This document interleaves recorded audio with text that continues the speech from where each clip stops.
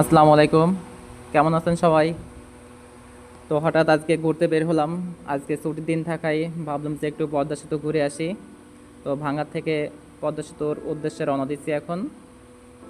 তো এখন পার হবো আমরা ভাঙ্গা টোল প্লাজা। সামনেই দেখতে পাচ্ছি আমাদের ভাঙ্গা টোল প্লাজা। তো সাথেই থাকুন। আমরা চেষ্টা করব যতদূর সম্ভব রাস্তার সৌন্দর্য দেখার জন্য, কারণ আমরা কিন্তু সকলেই জানি যে বাংলাদেশের অন্যতম একটা সৌন্দর্য জায়গা হচ্ছে ঢাকা মাওয়া এক্সপ্রেসওয়ে।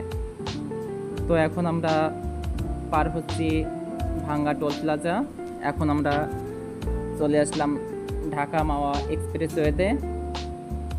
সত্যি বলতে ঢাকা মাওয়া এক্সপ্রেস ওয়েটা অনেক সুন্দর। রাস্তার দুধারে সৌন্দর্য, পাশ দিয়ে ফুলের বিভিন্ন রঙের ফুল আছে এখানে। আর আজ পরিবেশটা এত সুন্দর ছিল, খুব বেশি রৌদ্রও ছিল না, পাশাপাশি পরিবেশটা অনেক সুন্দর।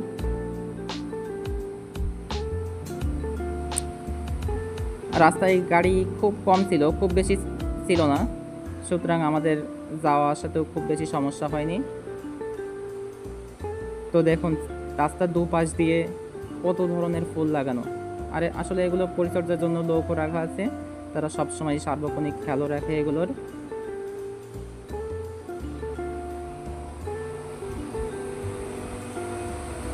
আসলে এক্সপ্রেসওয়েতে যে গাড়িগুলো চলে সেগুলো খুবই গতিতে চলে।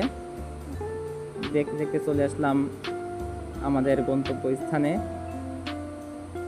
সামনে ডান পাশে দেখতে পেলাম আমরা পদ্মা সেতুর টোল প্লাজা। এখন চলে আসলাম পদ্মা সেতুর নিচে। যেহেতু আমরা পদ্মা সেতুর পার হব না, সুতরাং নদীর পাড়ে যাওয়ার ইচ্ছা আছে। বাম পাশ দিয়ে আমরা পদ্মা সেতুর নদীর পাশে আসলাম। তো নিচ দিয়ে আমরা একটু দেখার চেষ্টা করি। দুপাশে দুইটা রাস্তা একসাথে হয়ে মিলিত হয়েছে আপনার পদ্মা সেতুতে। পদ্মা সেতুর উপর দিয়ে গেছে গাড়ি চলাচলের রাস্তা রয়েছে উপর দিয়ে, নিচ দিয়ে আছে আমাদের ট্রেন চলাচল ব্যবস্থা। তো এখানে আছে পদ্মা সেনানিবাস।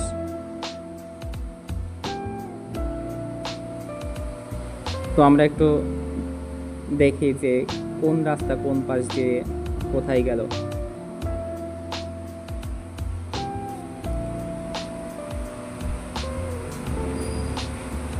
আসলে পদ্মা সেতু আমরা শুনি, কিন্তু আসলে সামনাসামনি যখন দেখা হয় তখন আসলে বোঝা যায় যে আসলে এটা কত বিশাল।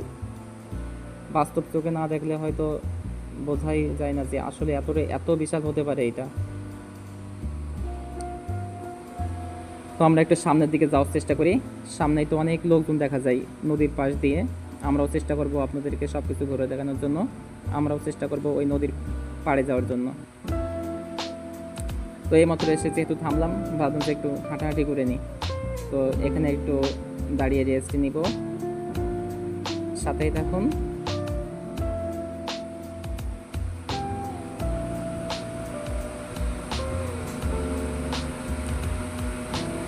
কত লম্বা পদ্মা সেতু দেখেন, মনে হচ্ছে শুরু আসে তো শেষ নাই।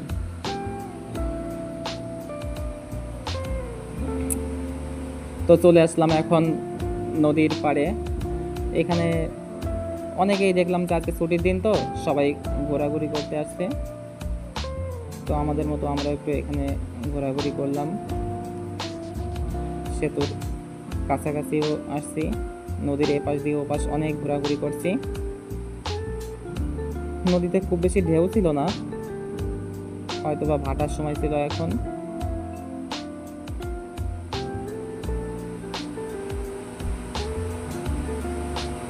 অনেক মানুষ আসছে দেখেন।